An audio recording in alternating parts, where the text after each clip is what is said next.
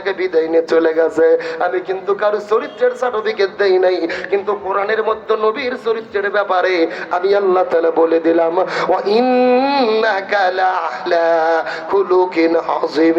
আমি নবীর জীবনের ভেতরে শ্রেষ্ঠ চরিত্র দান করেছি। কিন্তু সাহাবীর আম্মাজান মায়েশা সিদ্দিকার কাছে যাওয়ার পরে জিজ্ঞেস করে বলেন, আম্মাজান মায়েশা সিদ্দিকা, আপনার কাছে অনুরোধ করি বলেন তো দেখি নবীজির চরিত্রটা কেমন ছিল। আপনার কাছে এক কথাই উত্তর শুনতে চাই। আম্মাজান ডাকতে বলে, এ নবীর সাহাবীরা রে, তোমরা কি কোরআন পড়ো নাই? সাহাবীরা বলে, হ্যাঁ আমরা কোরআন পড়েছি। এমন সময় আয়েশা সিদ্দিকা ডেকে বলে, জেনে নাও পবিত্র কোরআন ছিল যেমন, আমার নবীজির চরিত্রটা ছিল তেমন।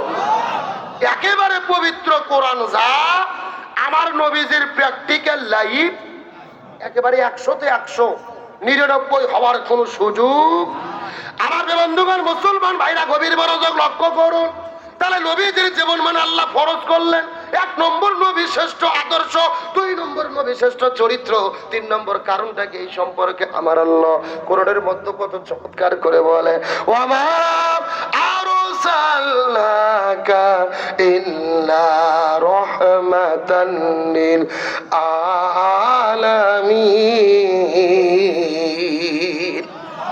সূরা আম্বিয়া 17 নম্বর পারা 13 নম্বর পৃষ্ঠার 6 নম্বর লাইন 107 নম্বর আয়াতে কারিমা, তাফসীরে ফি জিলালিল কোরআন আল্লামা সৈয়দ কুতুব শহীদ রহমাতুল্লাহ আলাইহি বর্ণনা করে বলেন, আল্লাহর ঘোষণা কত চমৎকার করে বলেন, এই পৃথিবীর মানে ভালো করে রহমত হয়। আমরা যদি ওই নবীর আদর্শ মেনে চলি, রহমত পাবো কি পাবো না? ওই নবীর আদর্শ যদি জমিনে বাস্তবায়ন হয়, শান্তি আসবে কি আসবে না? কিন্তু বর্তমানে অনেকেই ফতোয়া দিচ্ছে কি জানেন, বলছিস আগামীতে ইসলাম যদি ক্ষমতায় আসে কারো হাত থাকবে না, সবার হাত কাটা হবে। কারণ কি? বলছিস আল্লাহর কোরআন বলছো কেউ যদি চুরি করে, ছেলে হোক মেয়ে হোক, হাত কাটা লাগবে। অতএব ইসলাম যদি ক্ষমতায় যায়, কোরআন দিয়ে যদি বাংলাদেশ চলে, কারো হাত থাকবে না। ভালো করে বোঝেন, এই আয়াতের ভুল ব্যাখ্যা করা হচ্ছে। নেতারা তো এই আয়াতের ব্যাখ্যা জানি না, অনেক হুজুর পর্যন্ত বলে না। এই আয়াতের সঠিক ব্যাখ্যা জানার দরকার আছে না নাই?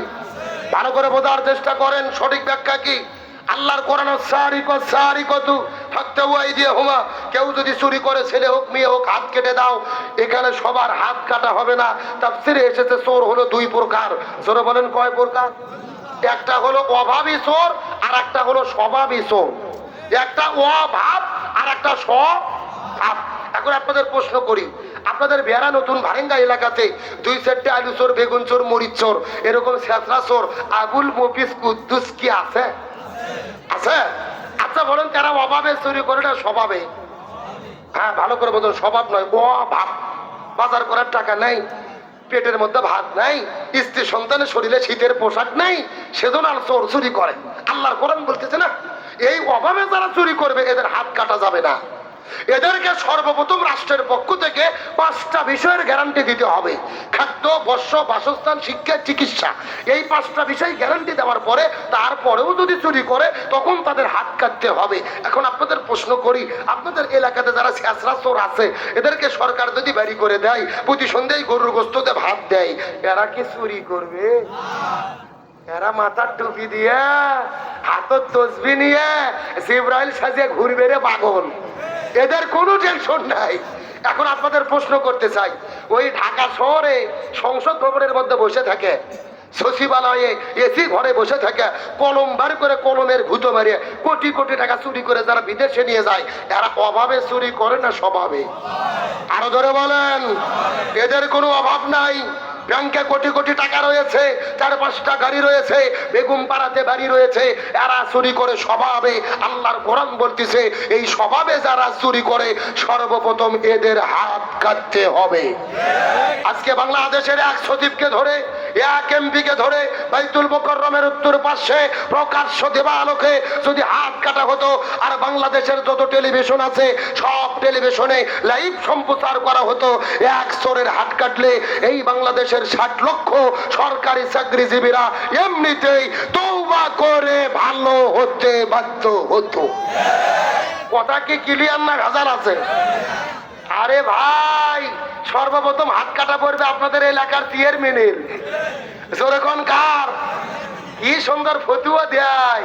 কুরবানির ঈদে তখন গরু জব করে, গরু জবে করে গোস্ত রেডি করে এরকম হুজুরদেরকে ডাক দেয়, হুজুর গোস্ত 3 ভাগ করেন তো। মোস্তাব পদ্ধতি, 1 ভাগ আমি খাবো, 1 ভাগ আত্মীয় স্বজন খাবে, 1 ভাগ পাড়া প্রতিবেশী খাবে, আমার ভাগে কম হলে কোনো সমস্যা নাই। কি ফতুয়া বারে, মনে হচ্ছে এই মাত্র জান্নাত থেকে পাইলে আইলো। দাড়ি পাল্লাতে গোস্ত ভাগ করে, আবার 3 দিন পরে ইউনিয়ন পরিষদে যখন চাল আর ঘুম বন্টন করতে গেছে তখন দাড়ি পাল্লা বাদ দিয়ে ভাঙ্গা বালতি নিয়ে হাজির। এ ঠিক আছে আসতে বলেন কেন? জোরে বলেন ঠিক ঠিক ঠিক। কাগজের মধ্যে লেখা নিচ্ছে 20 কেজি আব্দুল সালাম 20 কেজি, চাল দিচ্ছে 12 শের। কয় শের? একটা গরিব মানুষ লাভ দুটে বলছে ভাই কে 12 কেজি লেখে নিয়ে আপনি 20 কেজি লেখে নিয়ে 12 শের দিলেন কেন? বলে বেশি কথা বললে কিন্তু তোর নাম কেটে দেব। তখন গরিব মানুষ বলতেছে ভাই নাম কাটেন না, যা দেন খাইয়ে বলছি, হাসার জন্য বলি নাই। আজকে একটা চেয়ারম্যান আর মেম্বারকে ধরে চাল ডাল ঘুম চুরি করার অপরাধে প্রকাশ্য দেবা আলোকে যদি হাত কাটা যেত আর সব টেলিভিশনে লাইভ সম্প্রচার করা যেত, 1 চোরের হাত কাটলে, 1 চেয়ারম্যান মেম্বারের হাত কাটলে এই বাংলাদেশের 30,000 চেয়ারম্যান আর 1.5 লক্ষ মেম্বারেরা এমনিতেই তওবা করে ভালো হতে বাধ্য হতো। তার মানে হাত কাটা শুরু হবে ঢাকার থেকে। আগে সর্বপ্রথম সচিবালয়, তারপরে সংসদ, তারপরে ঢাকা, সিরাজগঞ্জ, পাটনা হইয়া নতুন ভারেঙ্গা আসার আগে এলাকার চোরেরা সব জিব্রাইল হয়ে যাবে। ভালো করে বোঝেন, আল্লাহর কোরআন বলেছে যদি কোনো ছেলে মেয়ে বিয়ে করার আগে জেনা করে 100টা বেতের আঘাত করে তাদেরকে বিয়ে পরে দিতে হবে। কার কথা? আর যদি কেউ বিয়ে করার পরে জেনা করে ভোগ পর্যন্ত মাটিতে পুঁতে রেখে পাথর মেরে হত্যা করতে হবে। কার কথা?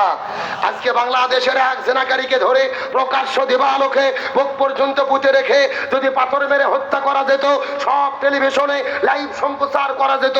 1 ধর্ষণকারীকে হত্যা করলে বাংলাদেশে ধর্ষণ তো দূরের কথা, ইফটিজিং তো দূরের কথা, অনেক যুবকের রাতের বেলার স্বপ্ন দোষ পর্যন্ত বন্ধ হতো। তার মানে বোঝা গেল